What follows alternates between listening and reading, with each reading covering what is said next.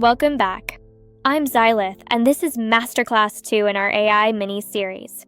We're diving deep into the fascinating world of how artificial intelligence actually generates text, building upon the foundational concepts we covered previously. This masterclass will illuminate the intricate processes that transform raw data into coherent and creative language.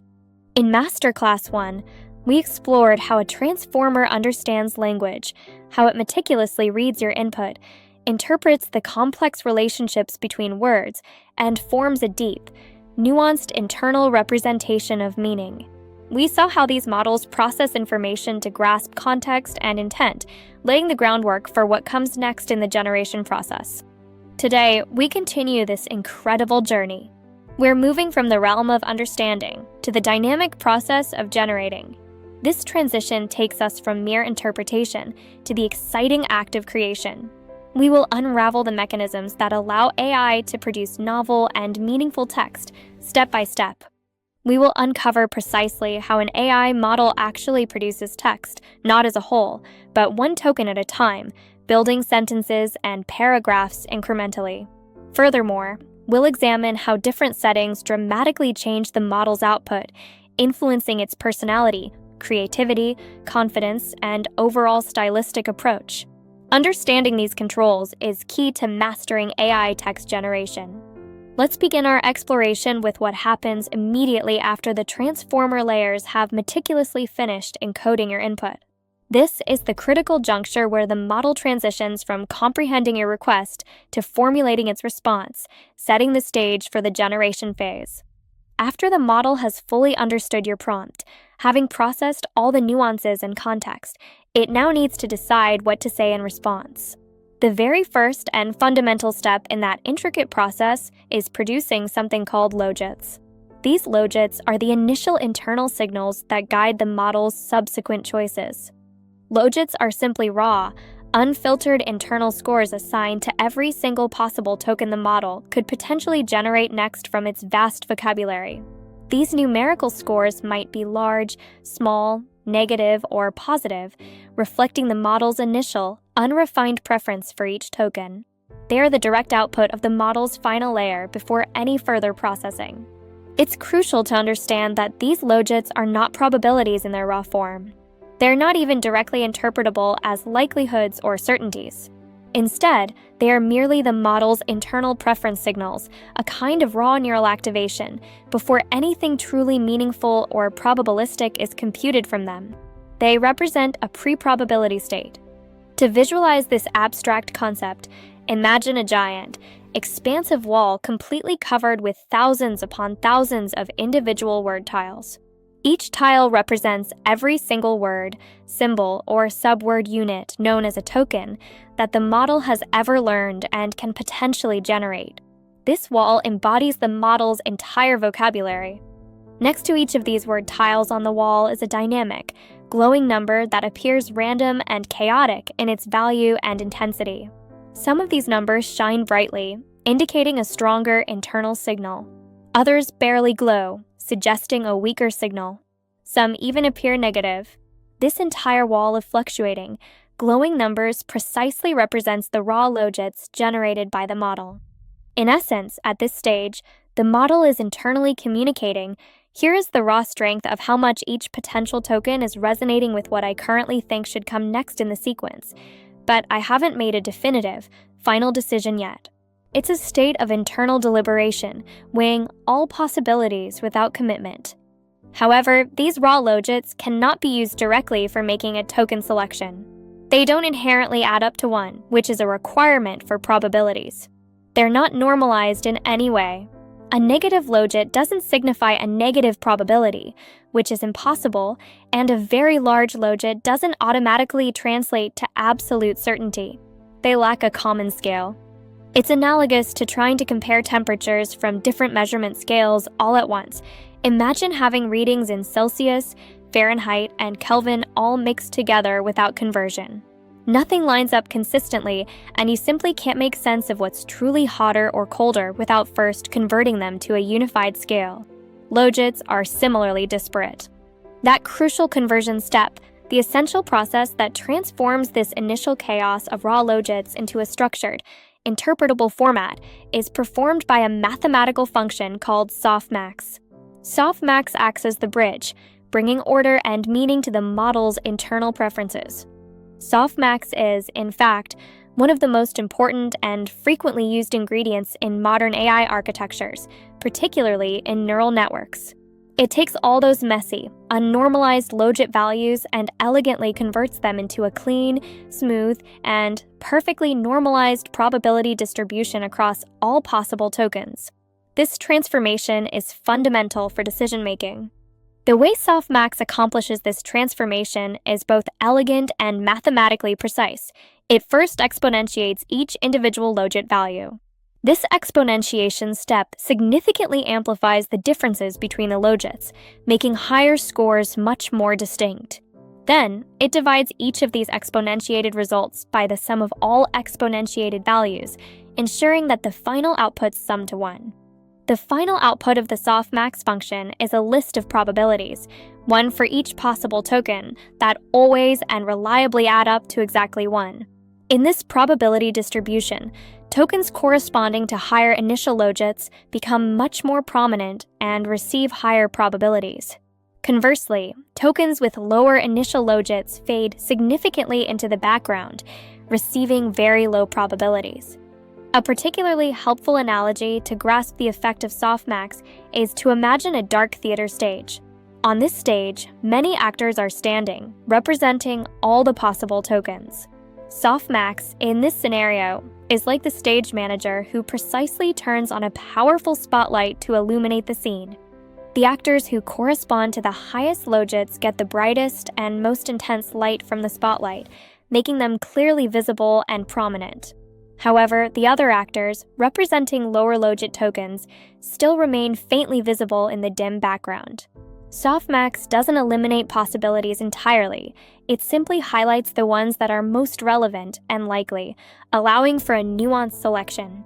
Once Softmax successfully completes this crucial transformation, the model now possesses a clear and interpretable probability distribution across every single possible token it could generate. This precise moment, with a normalized probability for each token, is where the actual process of language generation truly begins, moving from potential to actual output. From this newly formed probability distribution, the model must then choose one single token to output next. It doesn't generate a whole sentence at once, nor does it produce an entire phrase.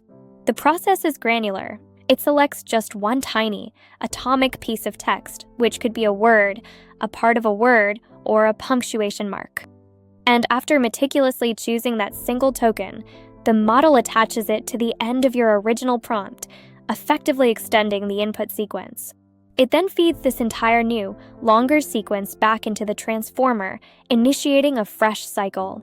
This iterative process repeats again and again, producing another token, and then another and another until the desired output link is reached.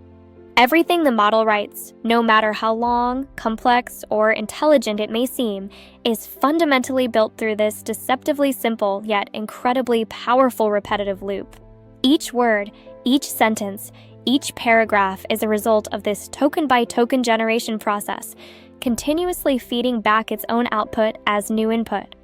However, there is a significant problem if the model were to always deterministically pick only the token with the absolute highest probability at each step. The resulting output would become extremely predictable, lacking any natural variation. The model would quickly fall into repetitive patterns, such as giving the exact same explanations every time or constantly repeating phrases, making the text monotonous and unengaging. Imagine a pianist who, when composing, always presses only the safest, most predictable note instead of exploring the rich possibilities of melody and harmony. The music would be dull and uninspired. Similarly, in AI, you would lose creativity, nuance, and natural linguistic variation. This is precisely why modern AI systems introduce a carefully controlled form of randomness into the token selection process. Crucially, this introduced randomness is not chaotic or arbitrary. It is meticulously guided and constrained to create human-like diversity and naturalness in the text, while still ensuring that the generated content remains coherent, relevant, and meaningful. It's about intelligent variation, not random noise, allowing the model to explore different but still plausible continuations. The first major and most intuitive control mechanism for introducing this guided randomness is called temperature. Temperature is a parameter that directly adjusts the sharpness or flatness of the probability distribution generated by Softmax. By manipulating temperature, we can influence how much the model deviates from the most probable token. At very low temperature settings, such as values like 0.1 or 0.2, the probability distribution becomes extremely sharp and peaked. In this scenario, the model focuses intensely on the single highest probability token, making its choices highly deterministic and factual. While this can be useful for precise tasks, the output often becomes stiff, robotic, and lacks natural flow or creativity. At a medium temperature setting, typically around 0.7, the model strikes an optimal balance. It maintains a good degree of factual accuracy and coherence, while also introducing enough variability to foster creativity. This setting often yields text that feels natural, engaging, and conversational, balancing predictability with imaginative flair. At high temperature settings, for instance, values like 1.2 or 1.5, the probability distribution flattens significantly. This flattening allows the model to consider and pick a much wider range of diverse and often unexpected tokens, even those with lower initial probabilities. The result is typically more expressive, imaginative, and sometimes even abstract or poetic output, pushing the boundaries of conventional language. Let's use a concrete and relatable example to illustrate the profound impact of temperature. Imagine I provide the model with a simple instruction: describe a sunset. We will observe how varying the temperature dramatically alters the model's descriptive approach. At a very low temperature, the model's answer might be quite literal and scientific. A sunset occurs when the sun goes below the horizon. While this statement is undeniably factual and accurate, it is also quite dry, devoid of any descriptive flair or emotional resonance, reflecting the model's deterministic nature. At a medium temperature, the answer may become more evocative and descriptive. A sunset is the colorful moment when the sun dips below the horizon. This response is richer and more engaging, introducing elements of color and a sense of occasion, demonstrating a balance between factual information and creative expression. At a high temperature, the model might produce something far more poetic and metaphorical. A sunset is a fiery canvas where orange and violet melt into the edge of the world. Clearly, temperature controls the tone, style, and overall creativity of the model's output more profoundly than almost any other single setting. Another incredibly powerful mechanism for controlling text generation is called top K sampling. Instead of considering the entire vocabulary of tokens, the model restricts its choices to only the top K most likely tokens from the probability distribution. This effectively creates a smaller, more manageable pool of options for the next word. If the value of K is kept small, for example, setting K to 5, the model's output becomes very tight, focused, and highly logical, as it only considers the most probable continuations. Conversely, if K is set to a larger value, such as 50, the model gains access to a much broader range of ideas and less obvious choices, thereby introducing significantly more creativity and diversity into its generated text. This concept is quite similar to curating a music playlist. If you restrict yourself to only the top 5 most popular songs, you'll likely get very predictable and mainstream choices. However, if you expand your selection to the top 50 songs, you'll discover a much wider array of new moods, genres, and styles, leading to a more varied listening experience. Top K sampling works in a similar fashion for words. Then we have top P sampling, which is also widely known as Nucleus sampling. Unlike top K, which uses a fixed number of tokens, top P sampling allows the model to select a dynamic set of tokens. This set is chosen such that their cumulative probability reaches a predefined threshold, typically a value like p equals 0.9. This adaptive approach offers more flexibility. This means that sometimes the nucleus set of tokens from which the model can choose is quite small and focused, particularly when the model is highly confident about the next token. At other times, this nucleus set expands significantly to include more tokens when the model is more uncertain or is encouraged to be more exploratory, adapting to the context and desired output style. This adaptive behavior of top P sampling often creates the most natural and human-like text. This is because humans themselves don't typically pick words from a fixed-size list. Our vocabulary choices are dynamic. Sometimes we might have only 2 very specific words in mind for a given context, while at other times, we might consider 20 different options, reflecting the fluidity of human thought and expression. When these various sampling settings, temperature, top K, and top P, are combined and fine-tuned, they create distinct behavior profiles. These profiles can be thought of as different modes of generation, each yielding a unique style and characteristic for the AI's output. Understanding their interplay is crucial for effective control. For instance, a low temperature setting combined with a small top K value typically creates precise, highly reliable, and strictly factual responses. This combination minimizes randomness, ensuring the model sticks closely to the most probable and accurate continuations, ideal for tasks requiring high fidelity and low creativity. Conversely, a medium temperature setting paired with top P sampling often creates balanced, conversational, and remarkably human-like text. This combination allows for natural variation and fluidity in language, making the output feel organic and engaging, suitable for dialogue or creative writing where a natural tone is desired. Furthermore, a high-temperature setting combined with a large top K value is designed to create imaginative, surprising, or even humorous responses. This configuration maximizes the model's exploratory behavior, allowing it to venture into less probable, but potentially more creative and unexpected linguistic territory, perfect for brainstorming or generating novel ideas. Ultimately, these different combinations of sampling parameters empower us to imbue the model with distinct creative personalities. By adjusting these settings, we can guide the AI to generate text that is analytical, poetic, witty, or anything in between, tailoring its output to specific needs and desired styles. Let's take a moment to recap the essential concepts and insights we've thoroughly learned and explored in this masterclass. This summary will reinforce our understanding of how AI generates text and the controls we have over this process.